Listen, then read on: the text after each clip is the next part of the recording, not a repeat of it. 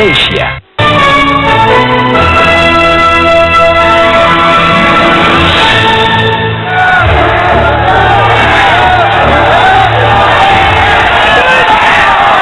Kita kembali di duel kandidat. Terima kasih, luar biasa hari ini penontonnya. Ini juga bagian dari perjuangan ya penontonnya. Iya. Bagaimana? Tapi pertanyaan saya tadi, bagaimana kemudian orang berpikir bahwa menjadi pejabat politik, katakanlah menjadi anggota DPR, DPRD dan seterusnya itu merupakan salah satu jalan keluar untuk mencapai kesejahteraan. Oh, itu yang keliru. Keliru? Itu keliru kalau itu. Kalau nawaitunya itu keliru. Jadi apa sebenarnya? Ya, dia menjadi representatifnya rakyat, membuat sesuatu apa yang terbaik yang menjadi harapan rakyat. Sebetulnya Mas ya, ada yang orang selalu menganggap bahwa politik itu selalu identik dengan pencapaian kesejahteraan. Bagi kami yang sebenarnya terlibat sebagai politisi ya, saya sudah 2 periode di Dewan, beliau sudah 1, dan yang lain juga 2 periode. Sebetulnya di dalam politik itu ada spirit yang tidak bisa Anda temukan dan tidak bisa dibagi dengan uang. Spirit itu adalah perasaan bahwa kita sedang bekerja untuk kepentingan publik. Apapun juga ya, walaupun juga kemudian publik mengatakan bahwa pekerjaan kita itu layak dikritisi atau tidak. Tetapi perasaan bahwa kita sedang bekerja di ranah publik itu merupakan kemewahan yang luar biasa. Saya pasti tidak bisa mengeneralisasi. Pasti tidak bisa mengeneralisasi 500 lebih anggota DPR yang ada di sana. Tapi mereka yang tersangkut terus tiba-tiba muncul di permukaan, punya mobil mewah banyak, rumah yang banyak, kemudian punya tabungan yang nggak masuk di akal untuk orang Indonesia. Kok kamu nggak tanya saya? Kok kamu nggak tanya saya? Saya mau tanya kepada semuanya. Ya, ini tanya sama saya. Bagaimana hal ini bisa terjadi? Ya, jadi Anda dulu deh. Hal ini bisa terjadi. Ya, saya itu dari masuk sampai sekarang mobil saya ya itu saja. Ya. Ya, Anda boleh cek rekening koran saya ya itu saja. Tapi memang ya Mas ya. Tapi Anda tidak tahu ada kepuasan. Ya, mungkin karena saya bukan politisi asli. Dari praktisi dari kecil, tahu-tahu mencoba hati nurani. Rupanya tertempatkan. Nah, setelah di dalam saya bisa melakukan apa yang menjadi angan-angan saya yang dulu. Alhamdulillah. Ya toh, funding father kita itu menyusun bahasa Indonesia dengan baik. Ada kalimat yang namanya terima kasih. Rupanya terima kasih itu kalau kita habis terima harus kasih. Jangan terima taruh, terima simpen. Kalau terima simpen ya itu ganti mobil, beli rumah. Kalau terima kasih ya, itu habis. Terima kasih dengan harapan terima lebih banyak lagi. Kasih. Kalau dapat lebih banyak itu alhamdulillah disyukuri. Anda tidak boleh protes. Semua orang punya harapan seperti itu, gitu loh. Tapi harus pada bagaimana kemudian game by law. Bagaimana kemudian Anda bisa menjelaskan kepada kami, ya calon konstituen lah kalau memilih Anda pada akhirnya, begitu. Kawan-kawan yang kemudian tersangkut KPK, korupsi, dan konon kabarnya korupsi gak sendirian, ini untuk kepentingan partai juga. Kalau Anda mau tanya itu, tanya sama yang sudah kena. Saya tidak pernah jalani. Enggak, saya tanya pendapat Anda. Pendapat saya ya sudah, resikonya dia. Kalau memang dia masuk, itu memang nawaitunya ingin mensejahterakan dirinya, ya itu resiko. Ada yang lain mau menanggapi? Ya, silakan. PBB dulu. Iya, saya kira melihat politik atau politisi jangan hanya dari sisi yang seperti enaknya saja. Tetapi sebetulnya kan pekerjaan di politik itu kan berat-berat juga gitu. Karena kita ini kan udah masuk dalam sebuah ranah publik. Jadi juga segala hal itu harus hati-hati, harus diatur dan sebagainya. Dan kemudian termasuk dalam hal bagaimana mengelola kekayaannya. Memang kita juga kadang terkaget ya kalau melihat yang ditangkap itu kemudian mewahnya luar biasa. Itu saya kira itu hal yang tidak wajar. Tetapi kita tidak tahu apakah sebelumnya memang sudah punya bisnis lain. Dan saya kira semua politisi itu juga pasti sebelumnya sudah punya usaha lain ya. Jadi sambil berpolitik juga berbisnis gitu. Enggak, itu kan sudah berjalan. Dan kemudian tidak bisa ditinggalkan. Kalau itu ada karyawan banyak, tidak mungkin kemudian ditinggal begitu saja. Ya. Nah, seperti itu juga harus kita lihat. Tetapi memang sekali lagi tidak kelihatan hanya enaknya saja, berat di politik itu. Ya, gitu. Nah, itu. Dia percaya. Silakan. Silakan Pak Toto. Jadi tadi ada anggapan dari masyarakat seolah-olah kalau menjadi DPR itu untuk kesejahteraan. Sebenarnya kadang-kadang kita ini sedih ya. Kalau kita mau mengatakan jujur apa yang ada di dalam hati, kadang-kadang orang mengatakan bahwa ini politisi mungkin sok-sok saja gitu. Padahal sebetulnya banyak saya kira teman-teman di DPR, saya sudah mau 3 periode di DPR, dan kepuasan kita di DPR sebenarnya salah satunya adalah karena kita bisa berbuat sesuatu demi masyarakat. Kebijakan itu. Misalnya seperti kami yang ada di DPR, kami baru saja menghasilkan undang-undang tentang desa.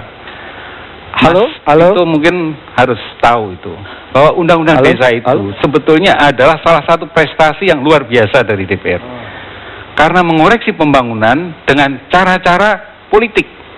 Jadi tidak perlu dengan demo, tidak perlu dengan paksaan dan lain sebagainya, tapi melalui sebuah undang-undang, maka sekarang arah dari pembangunan nasional kita ini mudah-mudahan ke depan itu akan menjadi lebih seimbang, distribusi ekonomi lebih merata, rasio Gini kita yang sekarang timpang bisa diperbaiki, dan rakyat kita yang miskin yang pendapatannya turun ketika pendapatan secara nasional naik, itu juga akan bisa diperbaiki. Itu nanti dulu. Silakan. Gantian. Mas Vito, semua saya kira, terutama Ya. boleh interupsi. Oh ya, silakan, agak maju aja. Tepuk tangan untuk Selamat malam. Assalamualaikum Kang warahmatullahi Asep. Silakan Saya Kang. senang di hadapan wakil-wakil rakyat yang terhormat, anggota Dewan Wakil Rakyat perjuangkan kepentingan kita semua, gitu kan. Bahasanya indah. Ini tuh dinikmati oleh semua rakyat Indonesia. Cuman masalahnya bagi saya, jualan di kantor pasti gampang, jualan di showroom pasti gampang. Persoalannya, fakta membuktikan bahwa selama ini partai apapun ujungnya korupsi.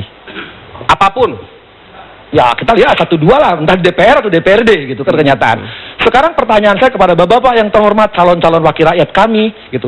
Bagaimana bapak-bapak meyakinkan bahwa bapak-bapak bukan bagian dari oknum-oknum yang melakukan korupsi di DPR maupun DPRD? Siapa dulu? Ya saya nggak tahu, itu bapak yang tengah katakan siapa yang sudah melakukan kan? Nah, selama ini banyak partai selama ini banyak partai berkedokan bahasa-bahasa baik, kenyataannya ya begitu juga gitu kan? Bahkan tidak hanya Siapa uang. sih itu partai itu sebenarnya? Ya, Udah kita arahkan tahu aja. lah, minimal 2 partai yang ketua partainya terlibat ya dan Ya. sudah dihukum, satu nunggu gitu kan? Ya udah jawab PKS dulu deh, PKS jawab dulu. Gitu aja susah amat. Silakan.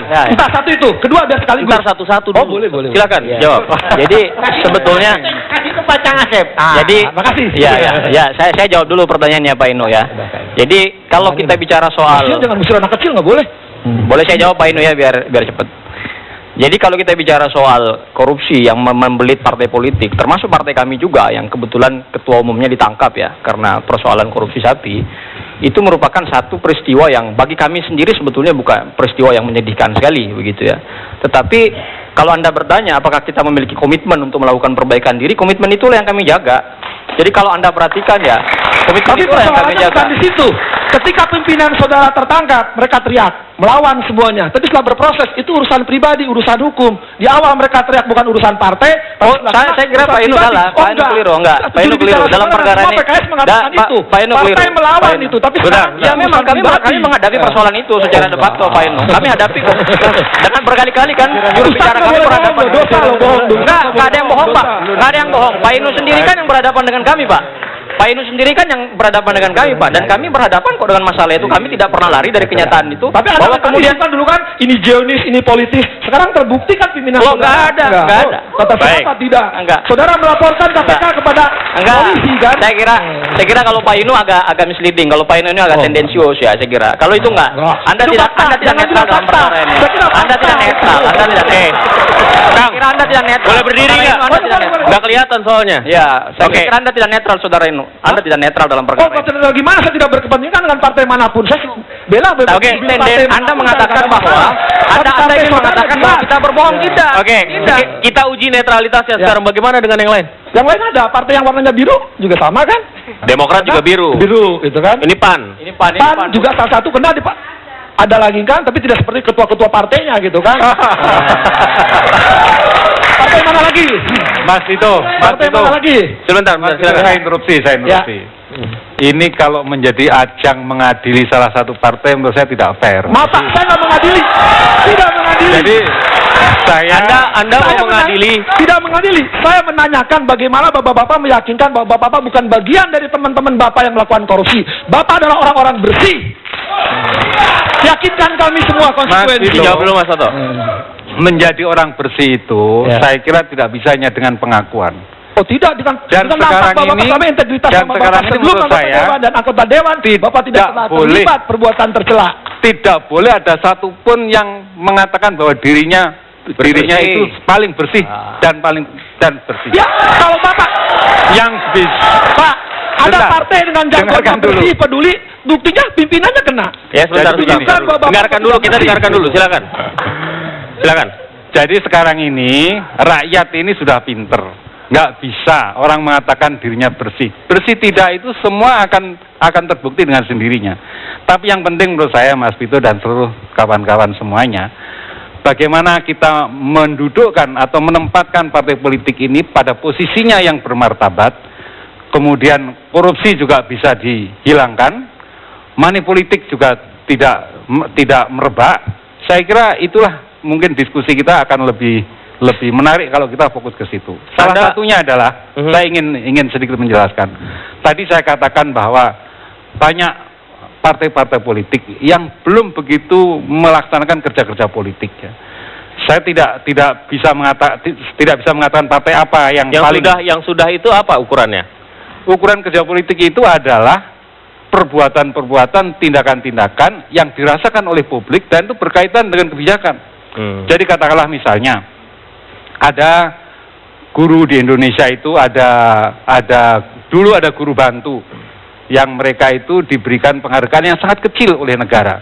Sementara dia bekerja mencerdaskan kehidupan bangsa itu tugas negara. Sekarang masih ada juga guru-guru tidak tetap, pegawai tidak tetap. Ya, mereka dengan penghasilan sangat kecil. Tugas politik itu adalah memperjuangkan kelompok-kelompok yang dirugikan di dalam sebuah sistem pembangunan nasional secara keseluruhan. Ya. Dan itu tidak hanya di sektor guru. Kalau desa tadi sudah saya sebutkan bahwa selama ini desa diterlantarkan. Sekarang ada undang-undang desa. Ya. Itu sudah menjadi. Tapi nggak bikin satu undang-undang aja kan Anda, Mas? Undang-undang desa kan dari tadi Anda sebutkan udah 2 kali nih undang-undang desa. Ya, salah itu satunya ya. salah satunya. Oke. Anda ada Saya tanggapan kira lain? gini, kita setuju ada kebijakan. Ini nggak PKS lagi ya? Nanti Oh tidak, Anda dianggap kita memang nggak menyerang masalah PKS. kebijakan. Tapi kalau kebijakannya adalah injak sana injak sini kebijakan untuk kebijakan partai, saya kira patut dicurigai dong. Ada memang yang ada kan begitu. kepentingan undang-undang lahirnya ada kepentingan, ada muatan-muatan. Misalnya? Ada yang pesan. Ada kepentingan. Contoh RUU KUHP, RUU KUHAP, ada muatannya apa? Misalkan Kalau undang-undang Minerba, Jadi undang apa? kesimpulannya Mas Ini Vito, loh. Mas Vito, kesimpulannya adalah kalau kerja-kerja politik itu dilakukan dengan baik, pasti money politik itu akan dengan sendiri akan berkurang. Itu saya kira. Ya, saya kira begini.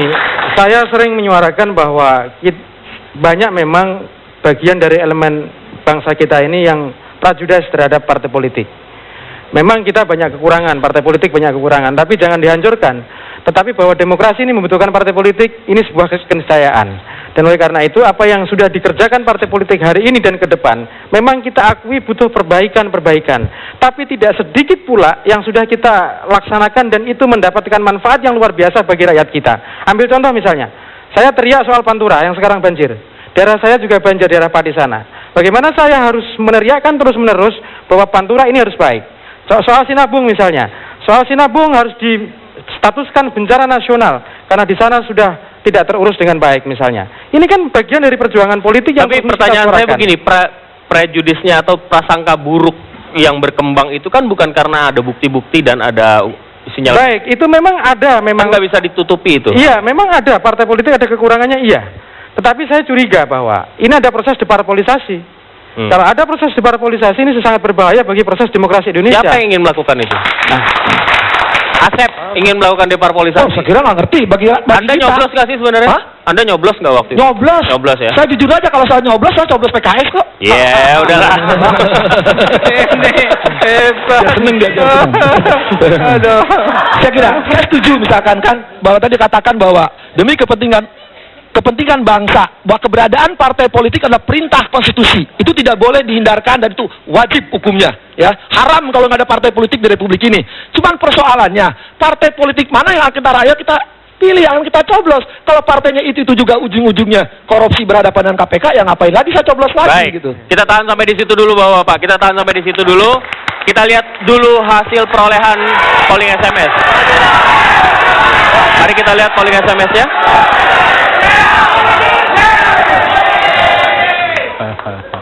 Kita lihat di belakang sana, apapun yang dikatakan Asep, Ternyata PKS masih 60% perolehannya, gitu ya.